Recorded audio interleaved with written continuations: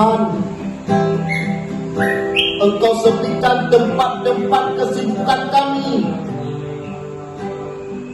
Tuhan, Engkau sunyikan tempat kami membanggakan jumlah kelompok kami.